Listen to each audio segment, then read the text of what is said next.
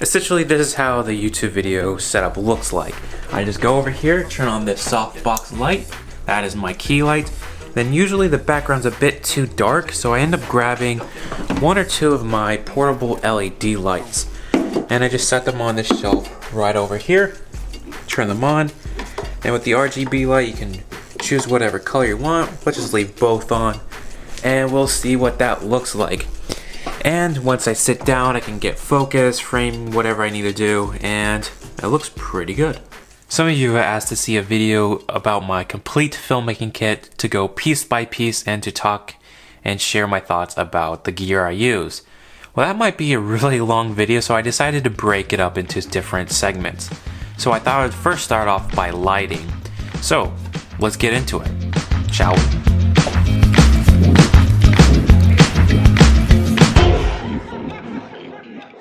So for my main key light, I've been using this softbox I found off Amazon. I think it's less than $10, which is really crazy. But with that softbox, I have this LED light bulb. It's the same one that DSLR video shooter recommends, and it works pretty well. Pretty good colors. It could be better, but for a light bulb that's $20 and you're getting this much brightness, it's really good. For this setup, it's about $30, and it's been lighting my YouTube videos, which is really nice. You're going to need some sort of light stand in order to hold up this light box or softbox. This light stand I've been using is an old one I had lying around by Lowell, and I actually had to modify the softbox by making the thread a little larger in order to fit it onto the light stand. But I'll leave a link in the description to other light stands that you can use, and that will work great. Before this softbox light setup, I would actually use a floor lamp to light my videos with a diffusion from the 5-in-1 reflector. Provided a very soft light and very similar, but one problem when using a reflector to diffuse it is usually the light just spills out everywhere. So you have to kind of get crafty with your lighting setup. With a softbox, you have a little bit more control. You can kind of angle it so it's not lighting up the background so much. So with this softbox, it's not lighting in the entire room, but that gives us further control, so you can add some color lights in the background. Let's go take a look at those. So these are my portable video LED lights, and these come in really handy for YouTube setups. This first video LED light I bought is by Andower, and it's relatively cheap, less than $30, and this thing packs a punch. It has a trick up its sleeve because it is bi-color, so you can have a warmer color light.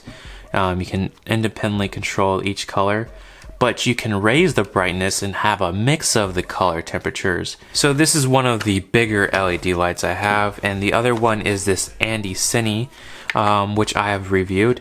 And it's just like a normal LED light, but it has colors. So this is really cool to splash a bit of color on your background, on your product. Get really creative with it, make it visually interesting.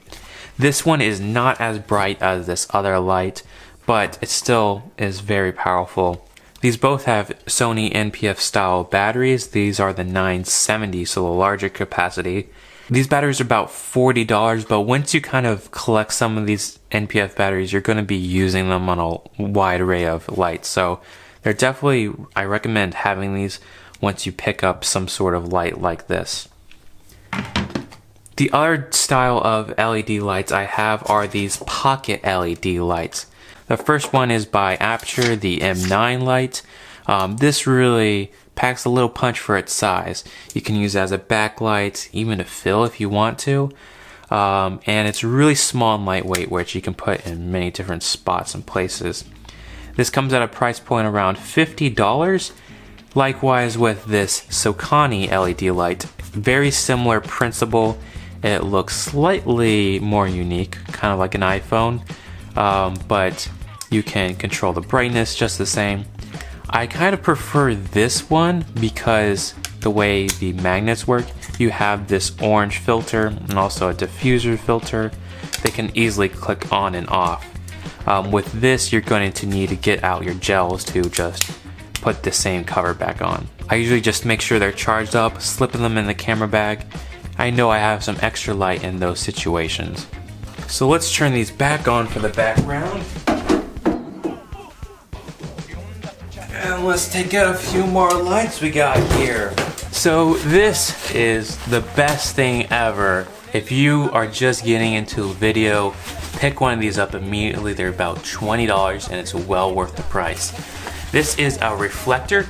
Now actually, I don't use the 5-in-1 low cover. I just use this diffusion for the most part because it's so versatile. You can use it to soften the light source. So we can soften the softbox if we wanted to. You can put it in front of a window and it just looks fantastic. This is the 48-inch version, but what's really cool about this is if I pack it up, this actually fits in my camera bag, making it more easy to carry around and more likely I'm going to actually use it. To go along with my reflector, I have this reflector clip. You can attach this onto a light stand right here. Makes it very easy just to have and set up. This is my low light kit, which I usually bring on if I'm going to do a narrative film because it's kind of heavy to bring around. The first thing I keep up here is a dollar board, whiteboard, poster board, which I use as fill. So anytime I want to reflect some light back at me or bounce it off it, I just kind of cut this one to size to make it work to fit in the case. The thing is, these are not very durable, so they kind of need to be replaced, but they work. Inside here we have 3 low Omni lights, and these are really cool because they are powerful. I bought this kit for about $300 and I gotta say, it can be very well worth it. It does have some negatives for being very hot, but I typically only use one of these lights because it's just so powerful. Bounce off the ceiling, bounce it off a wall. Each one has their own low light stand, so that makes it just so much more convenient to have it in a case. You can show up on set and you have your kit ready to go. There's a few more accessories I have in there. I have these little clamps. You never know when you're gonna need them. There's a 3 power strip and a low Toda clamp. So I guess you can clamp this somewhere and put your light right there. I actually found myself using this thing less and less because very heavy to carry around and you still need somewhere to plug in. One last tool I actually use for lighting I just thought of is this light meter app. This comes in handy when you're trying to make sure you get your exposure just right.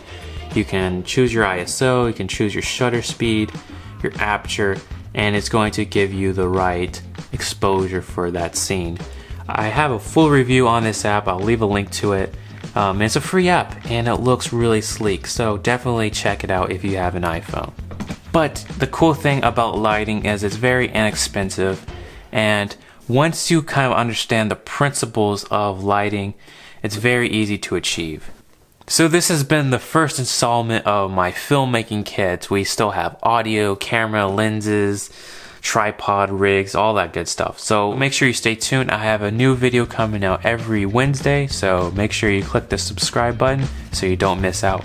Thank you guys for watching, and I'll see you guys next time.